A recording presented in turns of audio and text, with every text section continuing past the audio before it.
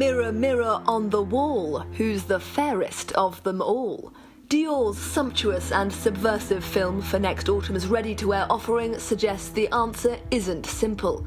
Shot inside Versailles' world-famous Hall of Mirrors, Grazia Chiuri takes us deep into a world of fairy tales as designers, journalists and clients dream of the return one day of in-person fashion weeks.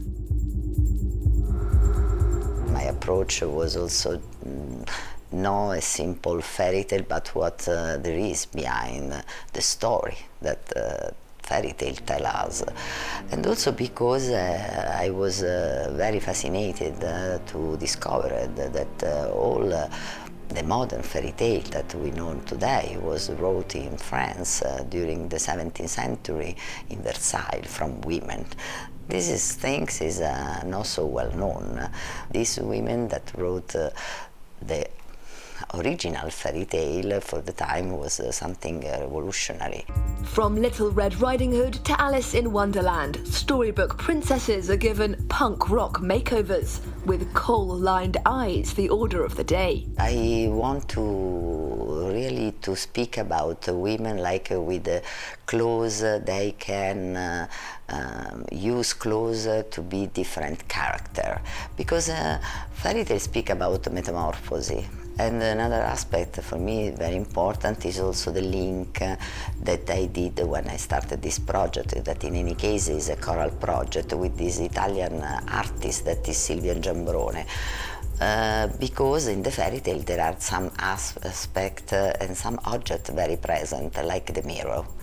The mirror is an element that is present in our life, is present in fashion, but probably we never think about how much the mirror influences ourselves. In fact, she covers the mirror with a wax because she doesn't want that to reflect. And in some way, she wants to say to us that if you want to build your identity, probably you are not to look yourself in the mirror. Italian artist Silvia Giambrone is an avowed feminist whose mise-en-scène demands we question the status quo. We are in the Galerie de Glace, the Hall of Mirrors. These mirrors were supposed to show how powerful and great the king was. My idea was to come here and symbolically replace these mirrors with my mirrors that I consider feminist mirrors, because they put conflict where there used to be power. This Galerie de Glace represents historically the power of patriarchy. We don't deny history, but we can symbolically transform it. What I do is taking off the glass and putting wax and thorns and showing this kind of conflict that the image of yourself sometimes reflects to you.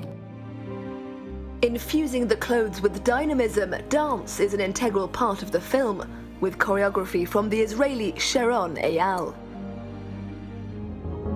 Nice. Yes. We pull strong leg, yes.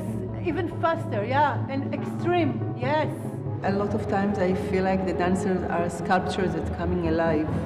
The name of this collection, it's like Disturbing Beauty. It's really something that I connect, because for me, beauty coming from really twisted feeling. Grazia Chiuri was heavily inspired by the Dior archives, embracing and reimagining the label's past iterations of the fairy tale theme. The collection is a really collection pret-à-porter. I don't want to realize a collection that is a costume, because in any case we are speaking about pret-à-porter. So it's a collection that I think represents in some way my vision for a new generation of Dior women. I maintain the code of the the maison. I translate in contemporary way with different outfit with different material, more contemporary. I bring some print from the archive, because I found this incredible history, because every time I found something new in Dior archive, all the pattern of Mr. Dior. As for how the label's creative director sees herself, In Paris, I don't have a mirror. It was also a big discussion with my daughter Raquel, because when she arrived in Paris, she said, "Oh, it's not possible. This house, there is no mirror." And I said, "Don't worry, there is one in the lift. You can go to see you in the lift." I don't used to see me in the mirror. Honestly, it's something that don't interest so much me, and probably that was very good for me. I understood that only now. I never think so much about this, but I really believe that was very good for myself. A surprising revelation, perhaps, although less so if you shift the emphasis of fashion from the image we project to the way clothes make us feel.